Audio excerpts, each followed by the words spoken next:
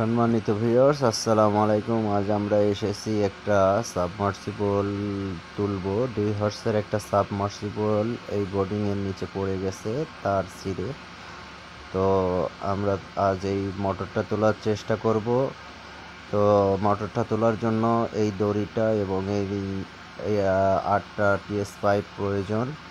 তো আমরা চলুন শুরু করা যাক। তো এই যে এই 8টা পাইপ দিয়ে আমরা এখন তুলবো, চলুন শুরু করা যাক। সম্মানিত ভিউয়ার্স, অবশেষে মোটরটা তুলতে আমরা সক্ষম হলাম দীর্ঘ 3 ঘন্টা চেষ্টার পরে। তো এই যে দেখতে পাচ্ছেন, এটার যে ইলেকট্রিক লাইন ছিল এখান থেকে জয়েন দেওয়া ছিল আগে থেকে, এখান থেকে ছিঁড়ে গেছিল এবং এই যে জিআই তারটাও ছিঁড়ে গেছিল এবং উপরের যে ঢাকনা প্লেট ছিল সেই ঢাকনা প্লেট থেকে পাইপের প্যাচটা ভেঙে নিচে পড়ে গেছিল। তো আমরা এই যে এই প্রসেসের মাধ্যমে 2 ইঞ্চি পাইপের ভিতরে 1 ইঞ্চি পাইপ দিয়ে জাম করে নিয়ে মোটরটা তুলতে সক্ষম হয়েছি।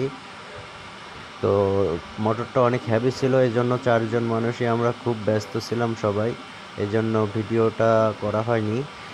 তো ইনশাআল্লাহ আমরা নেক্সট পার্টে ভিডিওটা দেওয়ার চেষ্টা করব যে মোটরটা আমরা কিভাবে তুললাম। তো আসলে কখনো যদি মোটর ছিঁড়ে নিচে পড়ে যায়, অনেকেই বলে যে এটা তোলা যাবে না, বোর্ডিং বাতিল। তো আসলে এটা তোলা সম্ভব, শুধু একটু উপস্থিত বুদ্ধি এবং সাহস থাকতে হবে। তো আজকের মতো এ পর্যন্তই। ইনশাআল্লাহ নেক্সট টাইম আমরা তোলার এবং নামানোর দুটোই ভিডিও দেওয়ার চেষ্টা করব। তো আমাদের চ্যানেলটা সবাই সাবস্ক্রাইব করবেন, যেহেতু এটা একটা নতুন চ্যানেল।